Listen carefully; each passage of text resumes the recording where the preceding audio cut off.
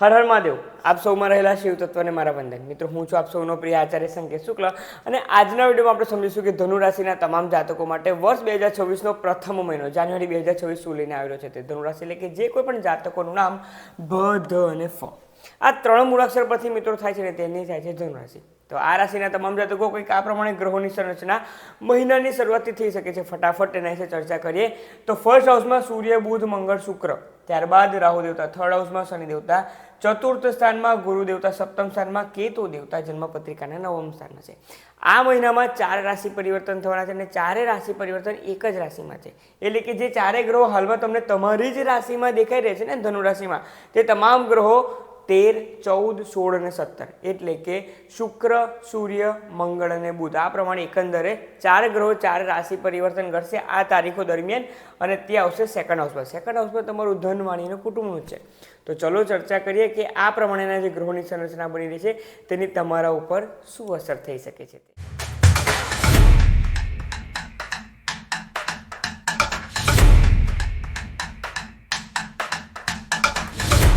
તો ધનુ રાશિના તમામ જાતકો સર્વપ્રથમ ચર્ચા કરીએ આપણે તમારા સ્વાસ્થ્ય બાબતે। તમે જોતો તો તમારા સ્વાસ્થ્યના માલિક કોણ થઈ રહ્યા છે? તમારી રાશિના માલિક, ફર્સ્ટ હાઉસના માલિક થઈ રહ્યા છે ગુરુદેવતા। તે વિરાજમાન છે જન્મપત્રિકાના સપ્તમ સ્થાનમાં। રોગ, ઋણ અને શત્રુ, સૌથી મોટો શત્રુ તો આપણું સ્વાસ્થ્ય જ છે ને। ખરાબ સ્વાસ્થ્ય હોય તો આપણો તે શત્રુ બની ગયો। તો તે આધારે છઠ્ઠા સ્થાનના માલિક પણ ફર્સ્ટ હાઉસમાં એટલે કે શુક્ર દેવતા પણ વિરાજમાન છે ફર્સ્ટ હાઉસમાં। અને ત્રીજું કોમ્બિનેશન જે હું તમને કહીશ તો તે થઈ રહ્યું છે કે ફર્સ્ટ 1, 5 અને 9 એટલે કે મંગળ દેવતા પંચમ સ્થાનના માલિક છે, તે પણ આવી રહ્યા છે જન્મપત્રિકાના ફર્સ્ટ હાઉસમાં। તમારા ભાગ્યના સ્થાનના માલિક સૂર્ય દેવતા જે 5 નંબર રાશિ રાખી છે તે પણ આવી રહી છે તમારી જન્મપત્રિકાના ફર્સ્ટ હાઉસમાં, જે ક્લિયરલી ઇન્ડિકેટ કરે છે કે આ મહિના દરમિયાન તમારું સ્વાસ્થ્ય 100 આઉટ ઓફ 100 માર્ક્સ હું તમને આપી શકીશ।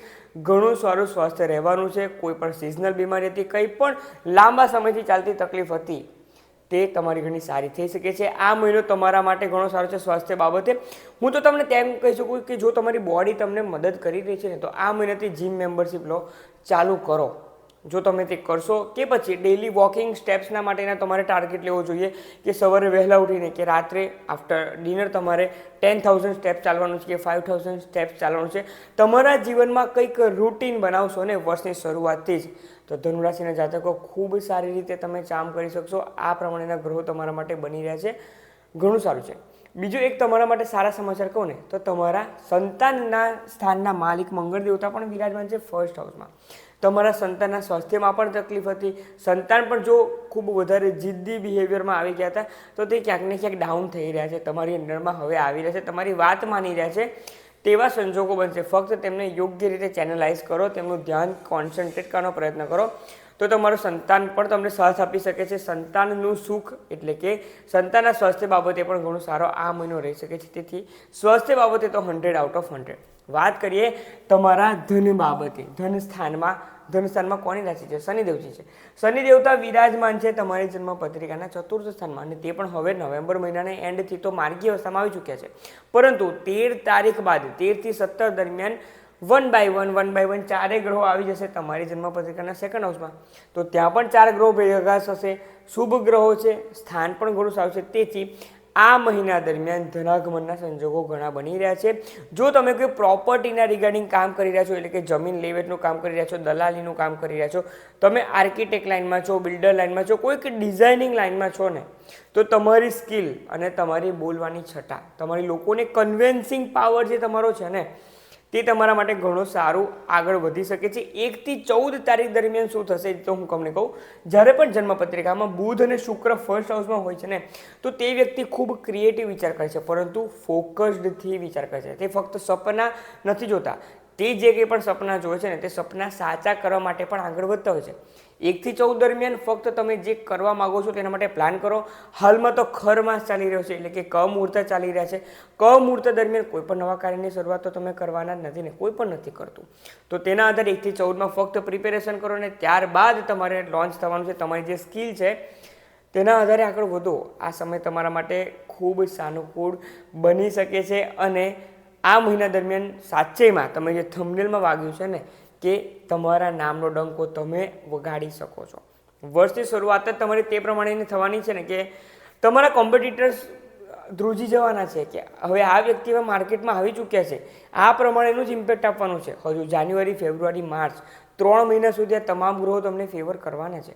તેથી હું તમને તે કહી રહ્યો છું. હા, ફેબ્રુઆરી અને માર્ચમાં 1-2 ગ્રહો ઓછા થઈ જશે, પરંતુ તમામ જે ગ્રહો છે તેનો સપોર્ટ તમને તે પ્રમાણે બની રહેવાનો છે. તેથી જ હું તમને તે કહી રહ્યો છું, આગળ વધો. મિડ ફેબ્રુઆરી બાદ સિચ્યુએશન ચેન્જ થશે, પરંતુ ત્યાર સુધી 45 ડેઝ છે તમારી માટે, તો તેમાં ખૂબ આગળ વધવાનું છે. ધનાગમન ભરપૂર લખ્યું છે આ મહિનામાં. પાસ્ટમાં કરેલા જે કંઈ પણ ઇન્વેસ્ટમેન્ટ છે હવે તે તમને સામેથી પે ઓફ કરશે તેવા સંજોગો બની રહ્યા છે. પાસ્ટમાં કોઈ વ્યક્તિને પૈસા આપ્યા છે તો પૈસા પણ છૂટા થવાના સંજોગો બની રહ્યા છે. આ પ્રમાણે તમારી ઋણ મુક્તિમાં પણ તમે ઘણો લાભ આ મહિનો તમને કરી શકે છે. એક પ્રમાણે જોવા જઈએ ને તો તમે આ મહિના દરમિયાન ફૂલ્લી મોટિવેટેડ, એવું મોટિવેટેડ તમે ફીલ કરી શકો છો કે તમને કોઈના મોટિવેશનની જરૂરત નથી, કોઈ પણ સ્પિરિચ્યુઅલ ગુરુને કે કોઈને સાંભળવાની જરૂર નથી. તમે જ તમારા મોટિવેશન બનશો. અરીસાને સામે ઊભા રહીને તમારે જ કહેવાનું છે, હું કરી શકીશ, કંઈ પણ તકલીફ આવે હું ઊભો છું. આ પ્રમાણે આગળ વધશો ને, તમારા માટે આ સમય ઘણો સારો સાબિત થઈ શકે છે. તમારી બોડી તમને મદદ કરી શકે છે.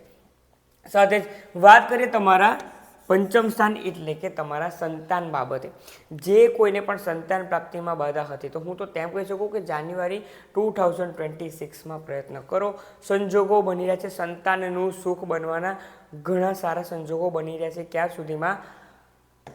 16 જાન્યુઆરી 2025 સુધીમાં, જ્યારે મંગળ દેવતા પંચમ સ્થાનના માલિક જ ફર્સ્ટ હાઉસમાં રહેશે, તો તમને તેમાં પોઝિટિવ ન્યૂઝ મળી શકે છે. કન્સીવ પણ થઈ શકે છે કે પછી તેના લગતી પ્રોસેસ ચાલુ થઈ ગઈ છે, ડૉક્ટર એ પ્રમાણે તમને કહી શકે છે. તેથી સંતાન બાબતે ઘણો સારો સમય છે. સંતાનનું ફોકસ ભણવામાં રહી શકે છે અને સંતાન ઇતર પ્રવૃત્તિઓમાં ધ્યાન તો આપવાના છે, પરંતુ તેમાં પણ જો તમે તેમને કોઈ સ્પોર્ટ્સ એક્ટિવિટીમાં આગળ વધારશો ને, તો તમે તેને યોગ્ય પ્રોપરલી ચેનલાઇઝ કરી રહ્યા છો તેવું બની શકે છે. પછી તમે ભલે તમારું બાળક 2 વર્ષનું હોય, 5 વર્ષનું હોય કે 15 વર્ષનું હોય, તમારે તેને યોગ્ય રીતે કોઈ પણ સ્પોર્ટ્સ એક્ટિવિટી કે કંઈ પણ રીતે ખેલકૂદમાં આગળ વધારવાનું છે, તો ઘણું સારું આગળ વધી શકે છે. જો તમારું બાળક નાનું છે, 5 વર્ષ સુધીનું છે, તો તેના હાથમાંથી મોબાઈલ ફોન લઈ લો અને તેના સાથે તમે થોડોક ટાઈમ કાઢીને ક્રિકેટ રમો, ફૂટબોલ, તેને જે ગેમ પસંદ હોય ને તે તમે રમાડો, પરંતુ તેને એક્ટિવ રાખવાનું છે. આ મહિના દરમિયાન મંગળ દેવતા વારંવાર નથી આવતા ફર્સ્ટ હાઉસમાં, એટલે કે પંચમ સ્થાનના માલિક ધનુ રાશિના જાતકો વારંવાર ફર્સ્ટ હાઉસમાં નથી આવતા. સમય છે તમે તમારા બાળકને આગળ વધારી શકો છો, તેટલા માટે હું તમને કહી રહ્યો છું. વાત કરીએ તમારા લગ્ન જીવન બાબતે. હવે આ એક મજાની વાત થવાની છે. કયા પ્રમાણે? તમે જોશો તો તમારી રાશિના સ્વામી સપ્તમ સ્થાનમાં, ગુરુ દેવતા તમારા જીવન સાથીના સ્થાનમાં આવી ગયા છે, તમારા રાશિના સ્વામી, અને તે ત્યાંથી દ્રષ્ટિ કરી રહ્યા છે તમારા ફર્સ્ટ હાઉસ પર. હવે કેટલાક લોકો શું કહે છે, મેં એક બે વ્યક્તિનો વિડીયો સાંભળ્યો હતો, તમારા રાશિના સ્વામી સપ્તમ સ્થાનમાં છે, તેથી ધનુ રાશિના જાતકો તમારા લાઈફ પાર્ટનર તમારી પર નજર રાખશે અને તમે તેમના પર નજર રાખશો. તેમ નથી હોતું. દરેક વસ્તુનો નેગેટિવ એસ્પેક્ટ નથી જોવાનો હોતો. તમારે ફક્ત તે સમજવાનું છે કે તમે તમારા લાઈફ પાર્ટનરને સમજવાનો પ્રયત્ન કરશો અને તે તમારા કરતાં ડબલ તમારી જાતને સમજવાનો પ્રયત્ન કરશો. એટલે કે તમે એકલા ઘર ખેંચી રહ્યા છો તો તે કહેશે કે ના, મારે પણ કંઈક મદદ કરી છે, હું તમને કયા પ્રમાણે મદદ કરી શકું છું. આ પ્રમાણે તમારી કેર પણ કરતા થઈ જશે તમારા લાઈફ પાર્ટનર, અને તમે જે પ્રેમ આપી રહ્યા છો તેના કરતાં ડબલ તમને ત્યાંથી મળવાનું છે. જો તમે તેમને કોઈ કામમાં મદદ કરી રહ્યા છો તો તે પણ સમય કાઢીને તમારા કામ માટે મદદ કરશે. આ પ્રમાણે તમારા લાઈફ પાર્ટનર માટે સમય સારો છે, લાઈફ પાર્ટનરનું સ્વાસ્થ્ય સારું છે, અને તમારા બેના જે રિલેશનશિપ છે ને તે ઘણા સારા ફ્રૂટફુલ સાબિત થઈ શકે છે. જે કોઈનું પર લગ્ન નથી થયું તો મિત્રો હું તે જ કહું, હવે વધારે ટાઈમ વેસ્ટ ન કરો. યોગ્ય સમય ચાલી રહ્યો છે તમારા માટે કે ગુરુ દેવતા પણ સપ્તમ સ્થાનમાં છે, હાલમાં વક્રી અવસ્થામાં છે, છતાં પણ તે તમને ઘણી સારી રીતે મદદ કરી શકે છે. તમારા જીવનમાં જે આઈડિયલ યોગ્ય પાર્ટનર હોવું જોઈએ ને તે તમને આ ગુરુ દેવતા અપાઈ શકે છે. તમારા રાશિના સ્વામીની તમારા પર દ્રષ્ટિ છે, તેથી મોસ્ટ કેરિંગ લાઈફ પાર્ટનર તમને તમારા જીવનમાં મળી શકે છે. આગળ વધો, ટાઈમને વેડફો ન. વાત કરીએ તમારા ભાગ્ય બાબતે. હવે ભાગ્યના સ્થાનમાં તમને દેખાશે કેતુ દેવતા વિરાજમાન છે. કેતુ દેવતા અતૃપ્તિ આપે છે. તમે ઘણા ખરા કેસમાં મારા વિડીયોમાં અને બીજા ઘણા વિડીયોઝમાં તમે સાંભળ્યું છે કે કેતુ દેવતા તકલીફ કરે છે, પરંતુ જ્યોતિષશાસ્ત્રને તેમ નથી સમજવાનું, ફૂલ ડિટેલમાં સમજવાનું છે. એટલે કે કેતુ દેવતા ભલે ત્યાં વિરાજમાન છે, પરંતુ ભાગ્યના સ્થાનના માલિક ક્યાં વિરાજમાન છે? ભાગ્યના સ્થાનના માલિક સૂર્ય દેવતા વિરાજમાન છે ફર્સ્ટ હાઉસમાં. ભાગ્ય જ હાથ પકડીને ઊભું છું તમારું, અને તે કહી રહ્યું છે કે ચલો હું તમને આગળ વધારી રહ્યો છું, તમે ફક્ત થોડીક મહેનત કરો, થોડુંક ફોકસ, થોડીક સ્કિલનો ઉપયોગ કરો, અને મંગળ દેવતા સાથે છે એટલે કે થોડુંક આગળ રિસ્ક લેવાનો પ્રયત્ન કરો. હું પણ તમને ભાગ્યનો સાથ અપાવીશ. આ પ્રમાણે ચારે ગ્રહો તમારા માટે શુભ છે. ભાગ્યનો સાથ, તમારા માટે ઘણો સારો મળી શકે છે. તેથી તો હું તમને કહું છું ને કે કંઈક પ્લાન કરો, ભાગ્યનો સાથ મળે તેના કારણે સારું છે. 14 જાન્યુઆરી બાદ પણ કંઈ ખરાબ છે તેવું નથી. ભાગ્યના સ્થાનના માલિક ક્યાં વિરાજમાન થઈ જશે? તે આવી જશે ધનાગમનના સ્થાનમાં, વાણીના સ્થાનમાં, ફેમિલીના સ્થાનમાં.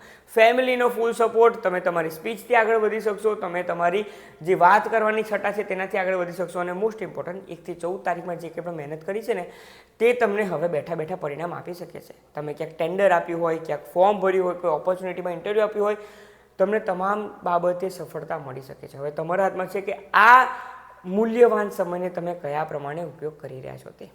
વાત કરીએ તમારા કર્મ બાબતે. મિત્રો, વર્ક પ્લેસના સ્વામી કોણ થઈ રહ્યા છે? કન્યા રાશિ વિરાજમાન છે તમારા 10મા સ્થાનમાં ચંદ્ર રાશિના આધારે, અને કન્યા રાશિના માલિક વિરાજમાન છે ફરીથી બુધ દેવતા. ફરીને આ મહિનામાં 4 ગ્રહો ખૂબ વધારે તમને મદદરૂપ થવાના છે.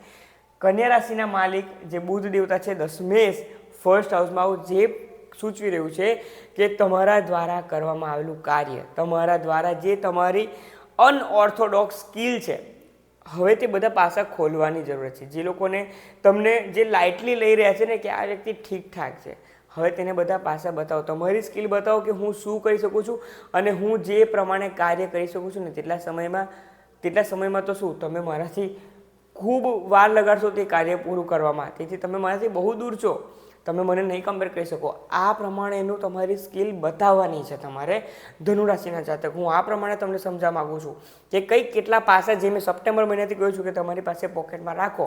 અત્યારે કોઈને કંઈ કહેવાનું નથી. હવે સમય છે કે જાન્યુઆરી 2026થી બતાવવાનું છે કે હું શું કરી શકું છું, અને જો હું નહીં હોઉં ને તો તમારા આ કાર્ય ક્યારેય પૂર્ણ નહીં થાય. તેથી વર્ક પ્લેસ બાબતે ઘણું સારું થઈ શકે છે. બિઝનેસની વાત કરીએ મિત્રો, તો લાભ સ્થાનના માલિક જે છે અને ગુરુ દેવતા એટલે કે તમારા 7મ સ્થાનના માલિક છે બુધ દેવતા. શુક્ર અને બુધ ક્યાં વિરાજમાન છે? ફરીથી આવી ગયું તે જ કોમ્બિનેશન, બુધ અને શુક્ર વિરાજમાન છે ફર્સ્ટ હાઉસમાં. હવે તમે જોશો ને તો એકંદરે આ મહિનામાં કઈ જ નેગેટિવ તકલીફ મને દેખાઈ નથી રહી. ફક્ત એક જ હું તમને એક તકલીફ છે તેમ નથી કહેતો, ફક્ત કાળજી રાખવાની કહું છું.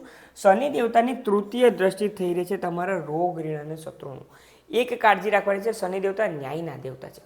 પાસ્ટમાં કંઈક ખોટું કોઈના સાથે કર્યું છે, કે પછી જો તમે ટ્રાફિક સિગ્નલનું વાયોલેશન કરશો, કે પછી કોઈ પણ રીતે તમે ગેરરીતિ કરશો, કે પછી કોઈ વ્યક્તિના ગ્રુપ બનાવીને કોઈને કોર્નરિંગ કરવાનો પ્રયત્ન કરશો ને, તો આ સમય દરમિયાન તમને તકલીફ પહોંચાડી શકે છે. જો તમે વાહન ચલાવવામાં એ બધામાં તકલીફ રાખશો, તમે ધ્યાન નહીં રાખો, કોર્ટ કચેરી સુધી પહોંચી ન જવાય, પોલીસ સ્ટેશન સુધી, કે પછી તમે નો પાર્કિંગમાં વાહન પાર્ક કર્યું છે, લોક મારીને ન જતા રહે, તેટલું પણ ખાસ કાળજી રાખવાનું છે. તમારું વાહન રસ્તા પરથી ઉઠાવીને તે ટો ઇન કરીને લઈ પણ જઈ શકે છે.